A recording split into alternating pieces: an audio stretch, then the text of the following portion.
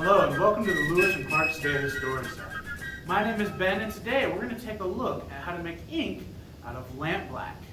Now this is the second video in a series of videos we're doing on ink and journaling on the Lewis and Clark expedition.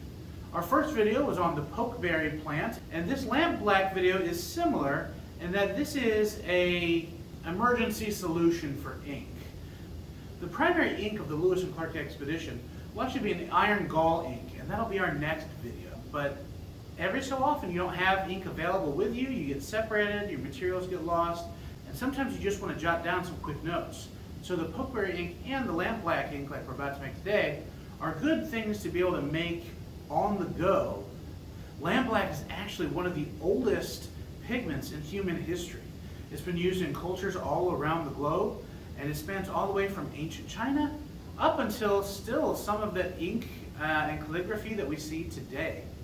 Lampblack is very easy to make, but it can be kind of messy. So just like with the pokeberry videos, you're going to be able to wash your hands and make sure you don't have anything you want to stain. So what is lampblack? I've said it's this old pigment. It's very simple. It's soot. It is very, very fine carbon particles, usually coming from burning. And this is different than if you were to take like a bowl of charcoal and grind it up. This is actually much finer because we're producing it in a different way. So I'll be demonstrating a little bit how we make lampblack and show you how to mix up some ink with it as well. So to begin, we're going to need some lampblack. Now lampblack actually does come from the term of the blackening on the inside of a lamp.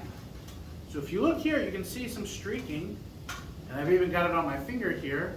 That is particles that were burning from the candle inside this lantern that never completely burned, and they come up against the side of the lantern, the top of the lantern, or in our case against a piece of metal, and they stick there. And so the easiest way to make this is to burn things.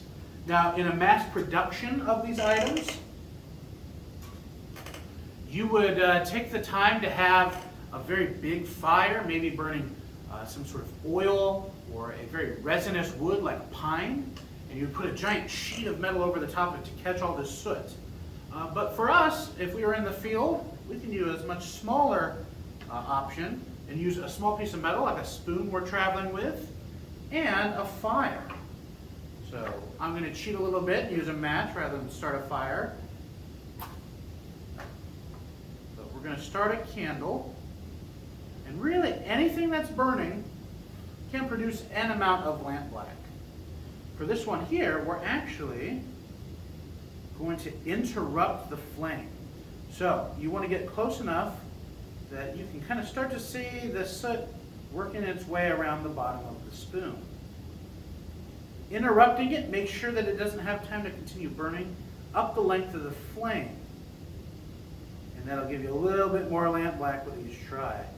Now this is going to require a little bit of patience, but if you're trying to write in your notes or write a letter back home, and you're sitting around the fire after a long day of work, you've got a little bit of time.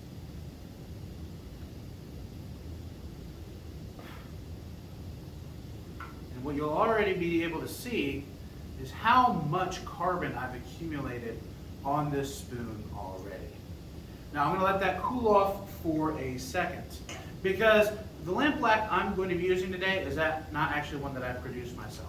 This takes a long time, and I could do it, and eventually I plan to for some of our programs in the future. But for this video, I have taken the easy route, and instead of making and producing my own lampblack, I bought it on Etsy from a pigment store. So I've got a big bag of it right here, a much smaller amount we're going to use in our video making. It's important that you let this cool because we don't want that carbon to be hot as we're trying to handle the spoon. Things do get very hot. The other item we're going to need, and this was very easy for me today, is rainwater. Now we've had a downpour all day long. This was the easiest ingredient I've ever gathered for any of these videos.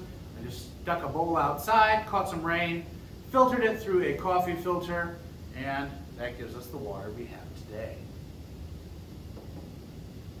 All right, I think that's cooled off enough. So what I'm going to do, I'm going to take a knife and begin to scrape very small amounts of soot. This does take a while, and you can see it's going to require a little bit of patience. You may not even be able to see that on the camera. I assure you there are a few particles here, and I'll give you a closer look at right here. So imagine that we've taken the time to scrape off all of that soot. We're now going to make Lampblack ink.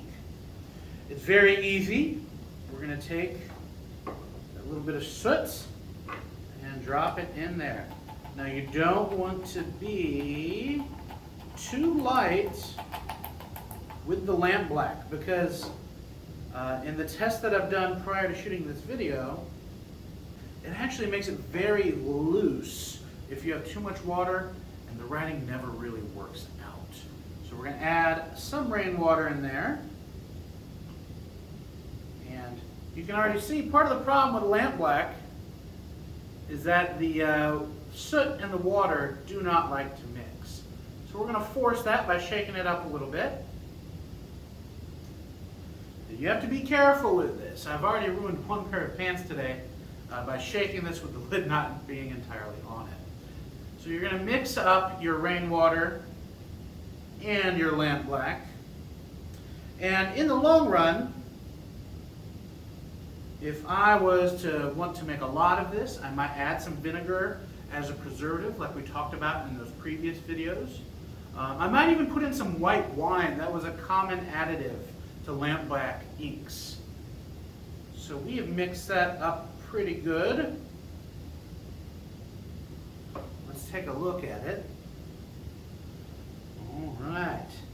It does look quite lumpy still, so I'm actually going to add a little bit more of that soot into it. All right.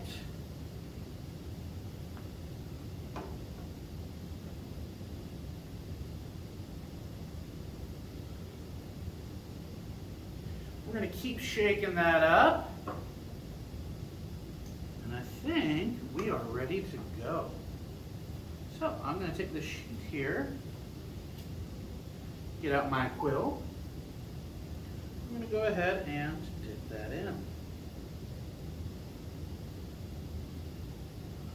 So I can already tell this is going to be a very, very thin ink, even thinner than our Pope grade ink from the last video. On the right. And what happens is, even if it goes on thin,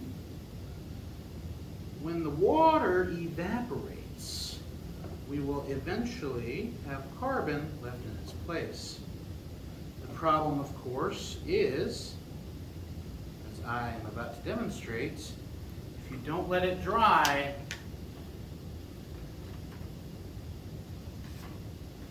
you have just a smear of carbon that's going to get on the rest of your notes. So this is our view from above. You'll notice as I'm getting ink out of the jar here, it's very gritty and not everything is mixed well. That is the nature of this Lampblack ink. But what we're going to do is try writing with it. It's coming out very thin, and the wetness of the water and the shininess of that carbon before it dries is actually making for quite a glare as I'm writing. Makes it a little distracting to read. And I would not trust these to fall into the water, these notes. Everything would get washed off. Again, this is a temporary ink. Ideally, you would be copying down your notes later on in a much more permanent ink. I want to thank you for watching our video today. It got a little messy as we were trying to figure out how to make this ink work. And I didn't like it as much as the berry ink that we made before.